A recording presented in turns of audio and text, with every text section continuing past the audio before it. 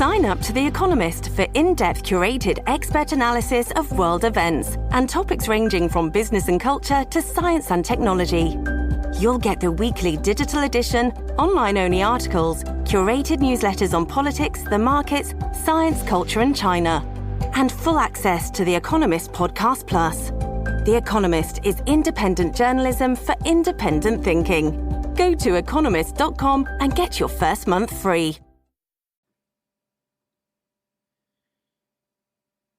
Hey, welcome back, everybody. It's Monday, June 3rd, 2024. Now, born on this date in 1918, jazz and blues double bassist Carl Pruitt of Birmingham. Today is a state holiday to acknowledge Jefferson Davis's birthday, and if some state employees get the day off, I guess it's appropriate that it's also National Leave the Office Early Day for those confident enough that you've already justified your salary. Today, we have one last hurrah for Birmingham-Southern, an anti-squatter law in effect, a house discovered with you won't believe how many dogs inside, and big attention for a bottled bushwhacker. My name's Ike Morgan, and we're down in Alabama.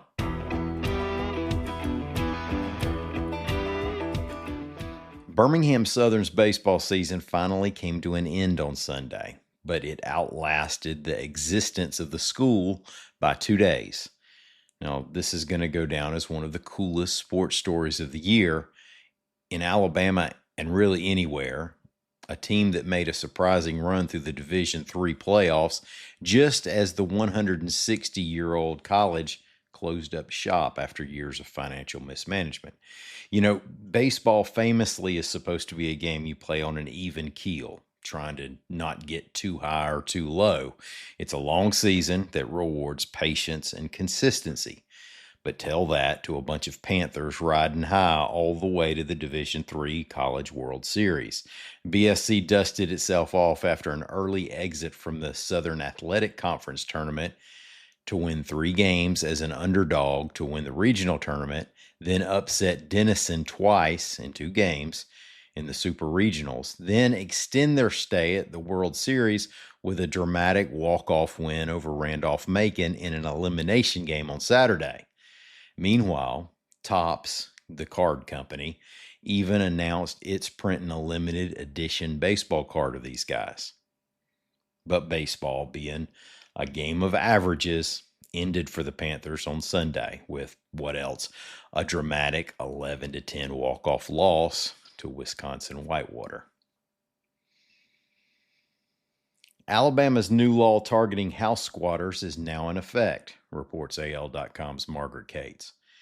State Representative Craig Lipscomb, a Gadsden Republican, introduced the bill that carried bipartisan support and was signed into law by Governor Kay Ivey early last month. Lipscomb acknowledged that squatting is not a major problem in Alabama, but said he wanted to head off an issue that has reportedly cropped up in some other states. What the law says is that if you own a home and provide a sworn affidavit, you can have someone who's staying in the home removed by law enforcement after 24 hours. Now, note the exceptions. This doesn't apply to tenants, someone with whom you have pending litigation, or members of your immediate family who you would like to see move on.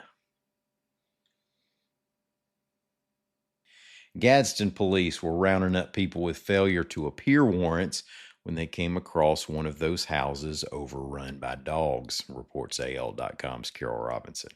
Now, this one sounds pretty extreme. Police say they found 84 dogs living in less than humane conditions. 84. Now, a resident has been charged with animal cruelty, and police said more charges are pending for other residents of the home. It makes me want to know how they fit more residents in the home. The Humane Society Pet Rescue and Adoption Center in Gadsden has taken charge of the dogs and has been evaluating them medically and whether they can be adopted. And they do take donations, by the way. That's the Humane Society Pet Rescue and Adoption Center in Gadsden. Another Alabama product has won a big title in the food and drink world. And this one's not barbecue. The folks who put Bushwhacker in a bottle won Best in Class in Ready to Drink at the San Francisco World Spirits Competition, reports AL.com's Bob Carlton.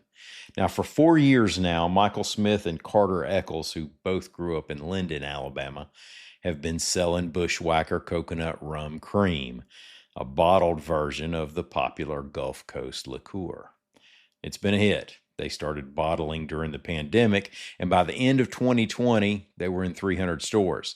They say that now it's sold in 17 states and Puerto Rico, and now they have a best in class to pitch to the rest of the country. You know, I'm a Gulf Coast boy, and I've never even tried one. Hey, thank y'all so much for listening. I'm going to step away from the office for a few days, untangle my mind in fishing line. Caroline Vinson and the crew will take care of you. I ought to see y'all again by this time next week. And as always, y'all are invited to come by and see what we're doing on the internet at al.com.